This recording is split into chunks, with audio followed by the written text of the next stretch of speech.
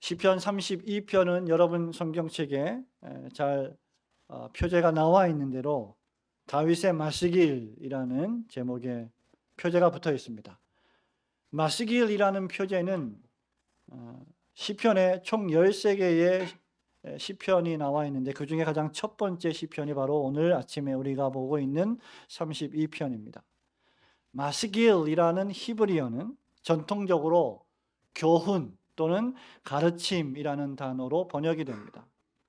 그러므로 이 시편 32편은 8절 말씀이 잘 기록하고 있는 대로 여호와 하나님께서 당신의 백성들에게 무엇인가를 가르치는 교훈적 시라고 할 수 있을 것입니다.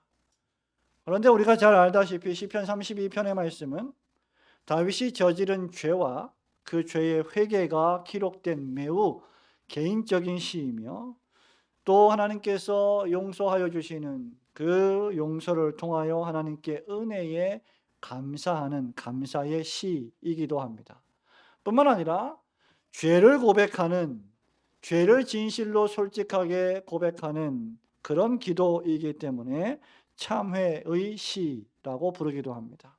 그러므로 우리는 이 시편을 시편 전체 가운데 7개가 구성되어 있는 참회 시편 가운데 하나로 보게 됩니다. 그러므로 이 시는 다윗의 개인의 고백과 참회를 통한 하나님의 용서와 은혜를 받은 다윗이 개인적인 감사를 통해 이스라엘 전체 백성들에게 무엇인가를 가르치려고 하는 의도로 기록된 시이다라고 할 수 있을 것입니다. 그러므로 우리는 이 시편 32편이 여러분들이 인생을 살아가면서 하나님을 섬기면서 하나님과 사람 앞에 혹시 범죄했을 경우에 그 죄에 대하여 어떻게 대처해야 하며 죄를 용서하시는 하나님께 어떻게 죄를 고백하며 나아가야 하는지를 교훈하는 교훈적 시라는 것을 깨달을 수 있을 것입니다. 그러나 다윗은 용서하시는 하나님을 의지하며 진심으로 하나님 앞에 죄를 고백했고 사죄의 은총을 받았습니다. 한때 한국교회는 간증이 유행하던 시절이 있었지요. 설교자가 아니라 목사가 아니라 일반 교인들이 강단에 서서 또는 연예인들이 강단에 서서 하나님께서 어떻게 자신을 인도하셨는지 또는 살려주셨는지 재미있는 이야기를 곁들여서 많은 삶의 이야기들을 한 적이 있습니다. 죽을 고비를 몇 번이나 넘겼던 일들을 말하기도 하고 거의 죽을 지경이었는데 하나님이 다시 살려주신 기적과 같은 순간들을 간증합니다.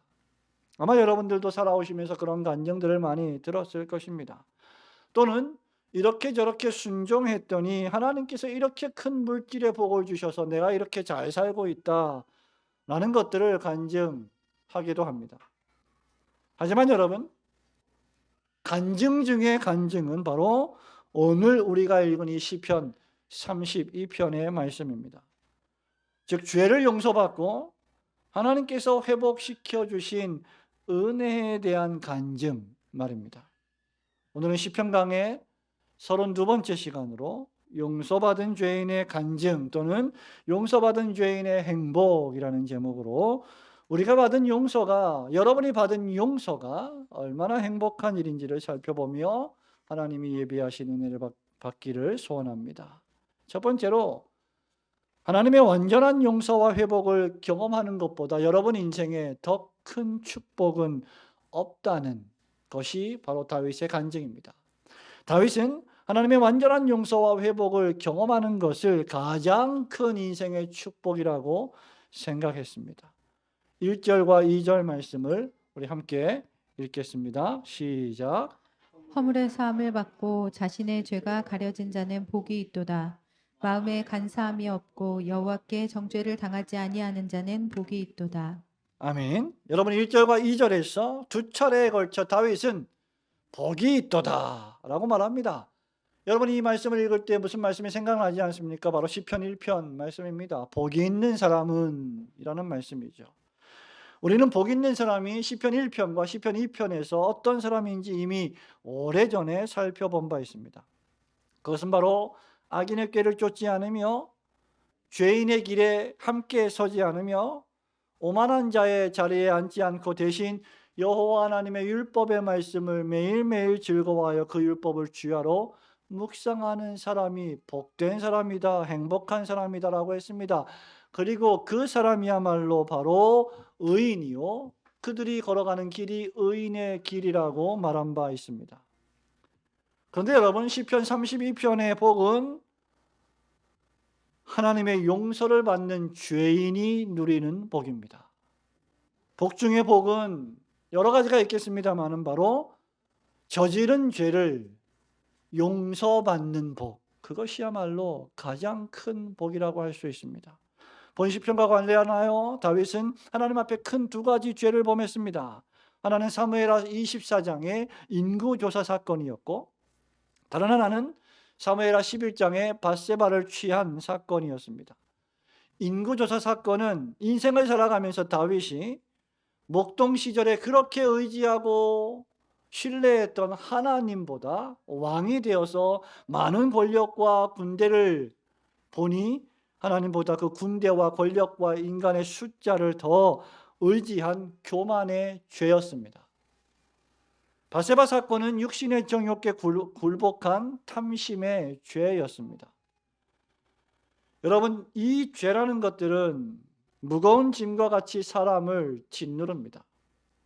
이 죄악들이 다윗을 무겁게 짓눌렀고 고통스러워했습니다. 3절과 4절 말씀을 보면 이 죄의 결과들이 어떠한지를 잘 보여주고 있습니다.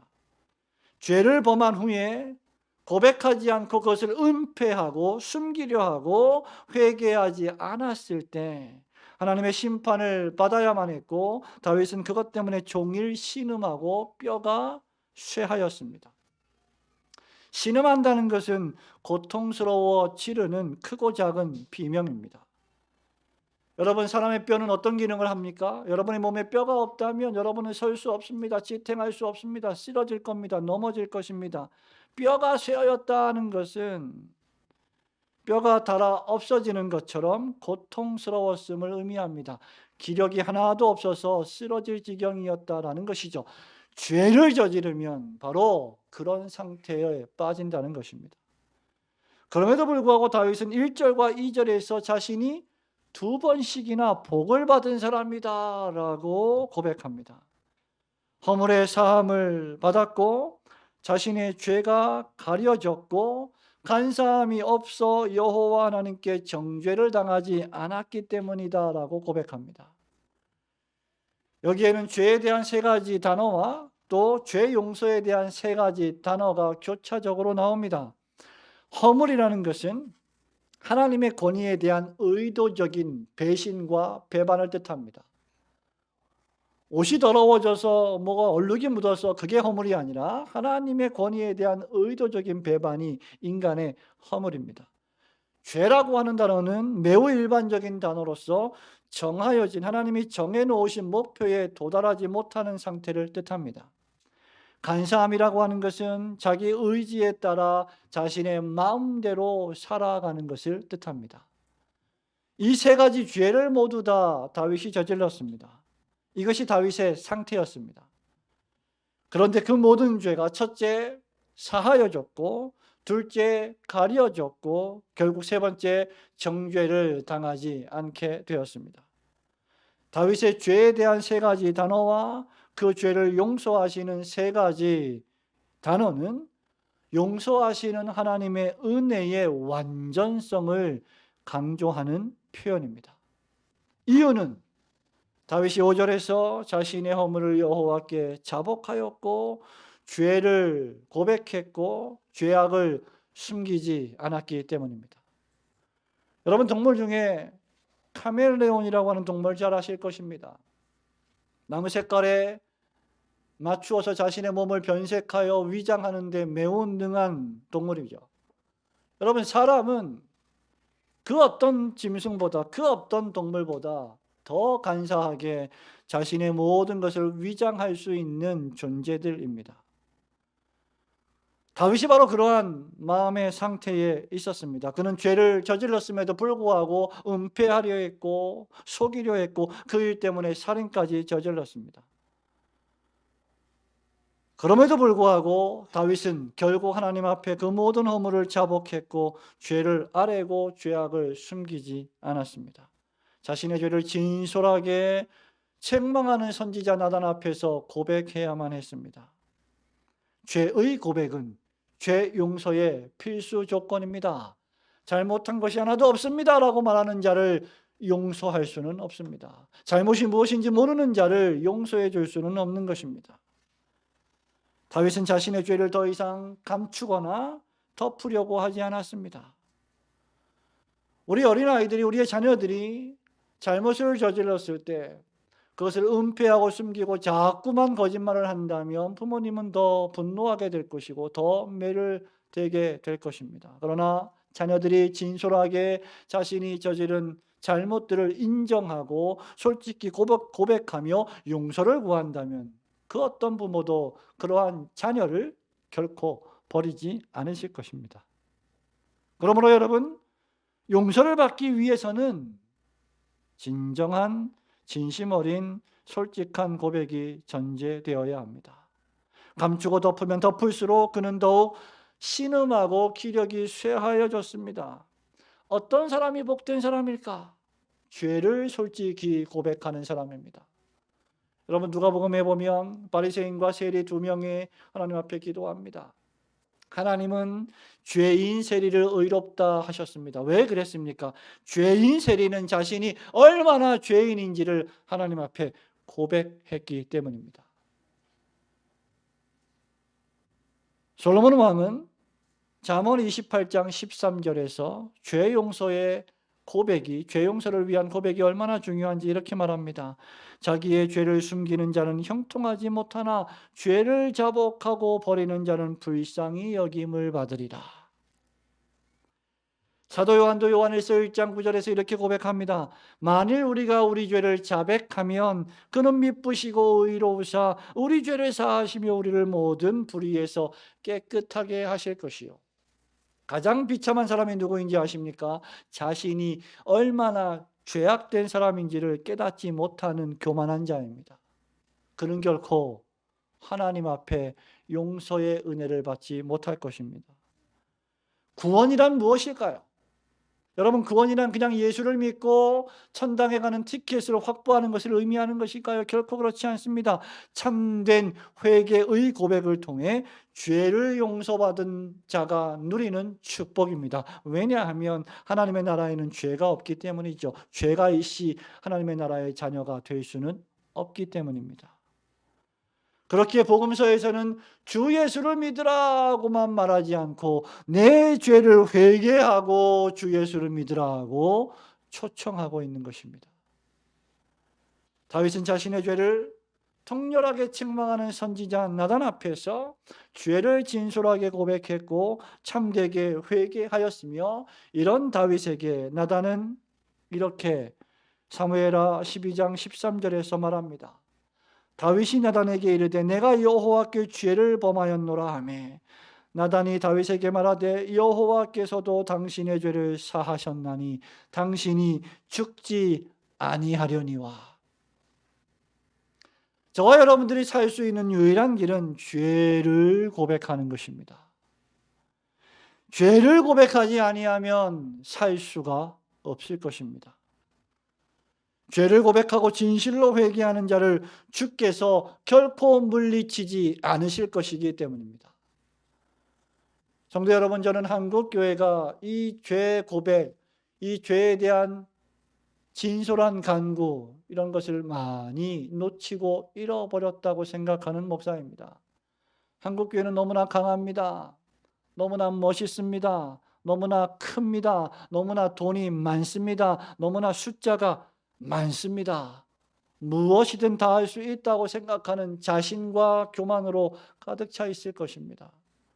그러나 아무리 우리가 가진 것이 많아도 우리가 하나님 앞에 죄인이라는 사실은 변함이 없습니다. 그러므로 끊임없이 우리의 상태와 환경이 어떠하든지, 우리가 어떤 것을 가지고 있든지 하나님 앞에 우리는 죄인입니다, 우리를 불쌍히 여겨 주옵소서라고 고백해야만 소망이 있을 것입니다. 왜냐하면 우리 주님께서는 세상 죄를 지고 가는 하나님의 어린 양으로 오셨기 때문입니다.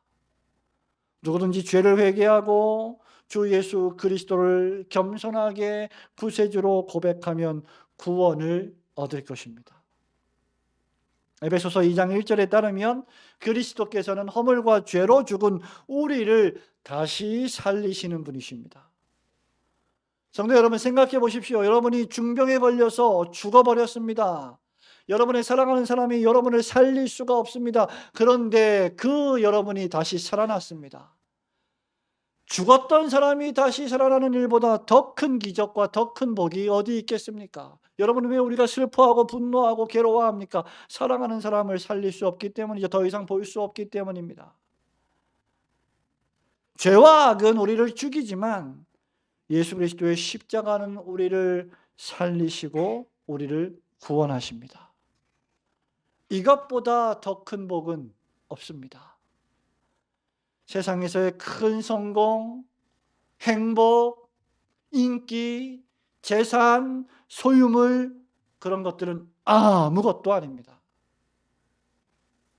오직 하나님의 용서를 받고 지옥에 빠져 멸망하지 않으며 구원을 얻고 하나님 나라 백성이 된 것이야말로 가장 큰 행복입니다.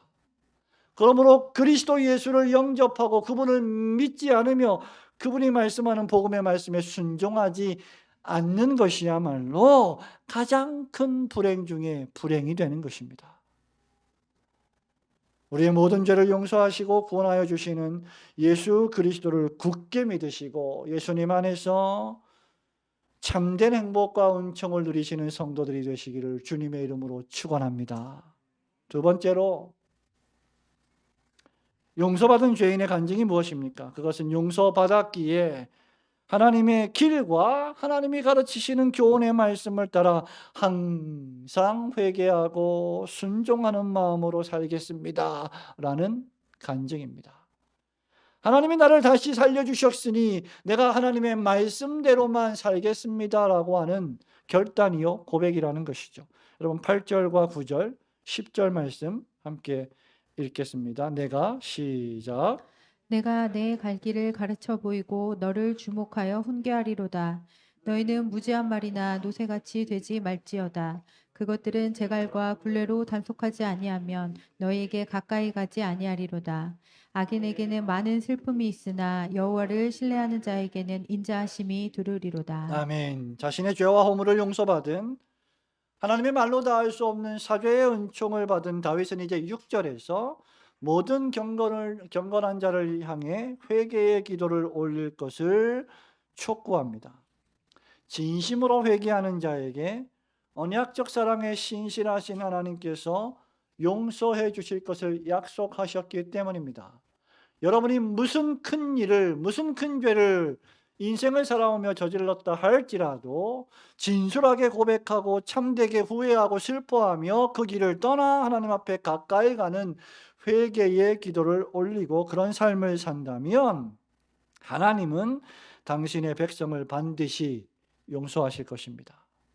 7절에 따르면 하나님은 당신의 백성을 사랑하는 일에 모든 것을 걸고 계시는 분이십니다. 이것이 바로 하나님의 헌신이요 열심입니다. 하나님은 사랑하기로 작정하신 자를 결코 놓지 않으십니다.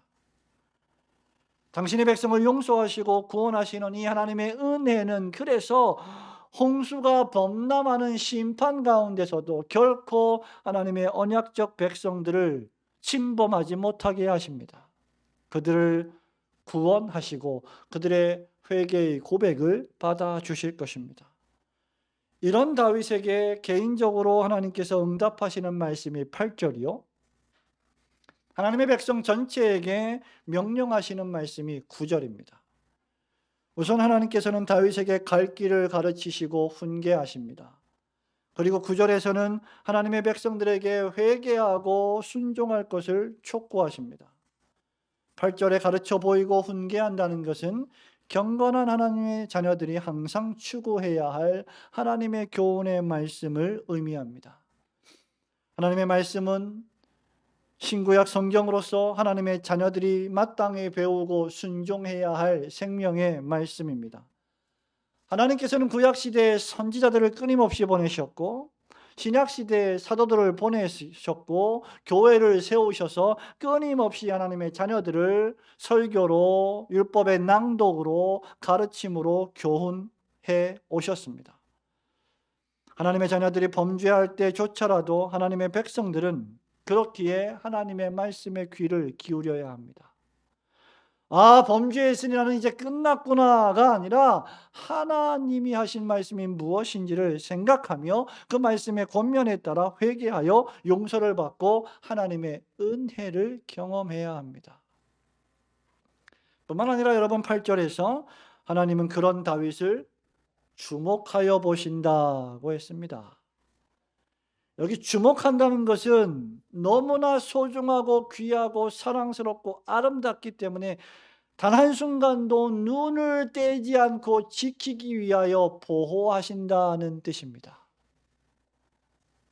하나님께서 위에서 눈으로 다윗을 바라보고 계신다는 의미입니다. 하나님이 자기 백성들의 모든 활동을 신경 써서 지켜보시며 보호하시고 돌보신다는 표현입니다. 그러므로 하나님의 자녀들은 하나님께서 말씀을 통하여 권면하시고 명령하실 때 죄를 고백하고 회개하며 하나님께 가까이 나아가야 합니다. 큰 죄이든 작은 죄이든 관계없이 죄를 고백하고 하나님 앞에 더 가까이 나아가는 훈련을 해야 합니다. 8절에서 하나님의 자녀들이 순종하는 양처럼 하나님이 가르치시고 훈계하시는 말씀을 잘 따랐다면 9절에 보면 다윗은 말과 노새를 등장시켜 불순종하는 악인들의 비참한 상태를 묘사합니다. 여러분 TV 프로그램에 보면 훈련받지 못한 길들여지지 않은 황소들, 말들을 그 위에서 타고 오래 버티는 그러한 경기들을 주로 보실 수 있을 것입니다. 로데오 같은 경기를 잘 아실 것입니다. 여러분 그 위에 올라가서 몇 초를 견디지 못하고 땅에 꼬꾸라지는 모습을 얼마나 자주 봅니까? 훈련받지 못한 말과 노새는 주인에게 정말로 저주 그 자체일 것입니다. 훈련받지 못한 말과 노새는 주인에게 순종하지 않고 마음대로 날뛰어다닙니다. 주인의 말을 명령을 거역합니다. 그렇기에 그것들을 재갈을 물리고 굴레로 단속해야 손발을 묶어놔야 가까스로 주인에게 가까이 올 지경입니다. 밧줄로 묶어서 끌고 다녀야 간신히 주인의 말을 들을 지경이라 그 말입니다. 하나님의 말씀을 아무리 설교하고 아무리 가르치고 아무리 구원의 복음으로 초청하고 인자하게 권면해도 하나님 말씀 듣기를 거절하고 교회로 나오기를 거절하는 완고한 심령의 죄인들의 모습이 바로 이와 같습니다. 하나님의 참된 자녀는 결코 그래서는 안 된다는 것이 바로 다윗의 권면입니다. 죄인은 죄인으로 하여금 훈련받지 못한 동물들처럼 고집스럽게 만들어버립니다. 범죄한 죄인들이 여호와께 순종하지 않으며 하나님께 가까이 나와 죄를 회개하지 않는다면 4절 말씀처럼 주의 손이 밤낮으로 그를 누를 것이며 진액이 다 빠져나가서 기력이 쇠하여 메말라 죽어갈 것입니다. 여러분 손톱에 가시가 하나, 작은 가시가 하나 찔려져 박혀 있어도 밤잠을 자지 못하는 게 사람입니다. 여러분이 범죄하고 여러분이 저지른 많은 죄악들 때문에 여러분이 밤에 잠을 자지 못한다면 여러분의 영혼은 정신은 피폐해지고 메말라 죽어갈 것입니다. 회개하지 않을 때 당하는 죽음과도 같은 고통이 이와 같습니다. 그러나 누구든지 죄를 자백하고 숨기지 않는다면 그는 용서를 받을 것이고 구원을 얻을 것입니다.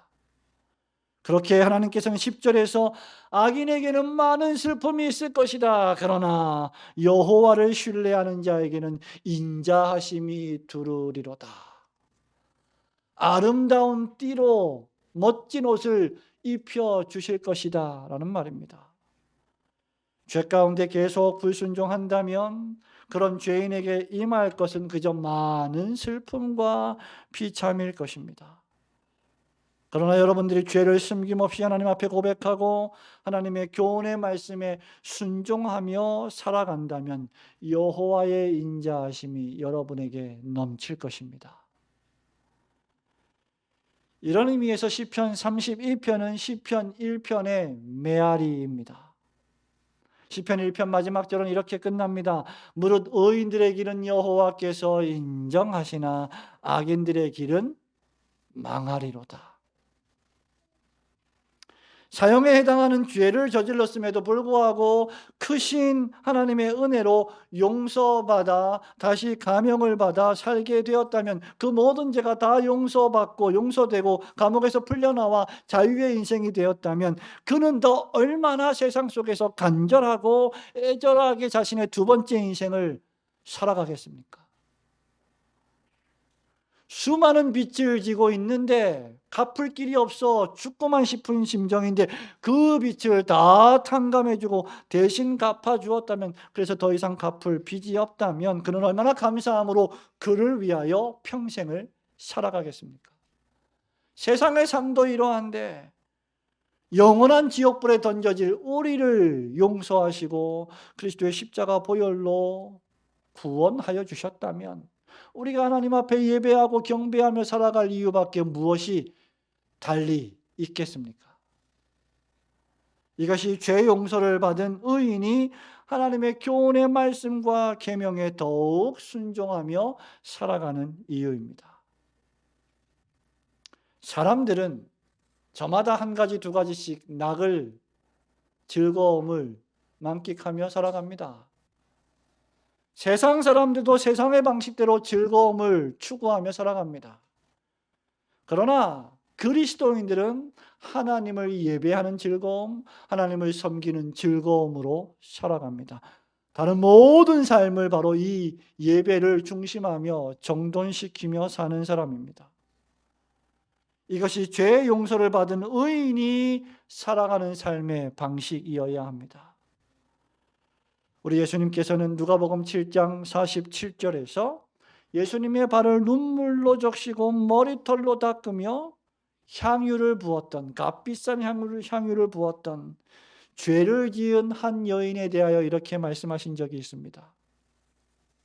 이러므로 내가 네게 말하노니 그의 많은 죄가 사하여졌도다. 이는 그의 사랑함이 많음이라. 사함을 받은 일이 적은 자는 적게 사랑하느니라 고 말씀하셨습니다. 크고 많은 죄를 용서받은 사람은 얼마나 더 크고 많이 사랑하며 살겠습니까? 결코 용서받을 수 없는 죄를 저질렀음에도 불구하고 그 모든 죄를 완전히 용서하고 더 나아가 그를 사랑하기까지 한다면 그런 사랑을 받은 영혼은 얼마나 그를 더 사랑하겠느냐는 말입니다. 허물과 죄 가운데 죽었던 여러분을 다시 살려주신 하나님의 크신 사랑에 감사하여 더욱 하나님 말씀에 순종하며 살아가시는 성도들이 되시기를 주님의 이름으로 축원합니다. 사랑하는 우리 올고등교회 성도 여러분, 말씀을 맺습니다. 이제 다윗은 이런 사죄의 은총을 받고 영원한 생명을 수여받은 모든 의인들에게 마땅히 취해야 할 한 가지 반응을 나타내어야 한다라고 촉구합니다. 그것은 바로 여호와 하나님을 기뻐하고 즐거워하며 즐거이 외치라는 것입니다. 성도 여러분, 여러분 인생에 기뻐서 펄쩍 뛰며 뒤로 자빠져 넘어가도 좋을 만큼 그렇게 좋았던 행복한 즐거운 시간들이 혹시 있었습니까? 어떤 순간들입니까? 원하는 대학에, 정말 가고 싶은 대학에 들어가서 기쁘고 즐거웠습니까? 아니면 무슨 복권을 맞아서 뜻하지도 않게 엄청난 돈이 생겨서 즐거웠습니까? 여러분, 지금 11절에서 다윗이 말하고 있는 이 기쁨은 그런 종류의 기쁨이 아닙니다.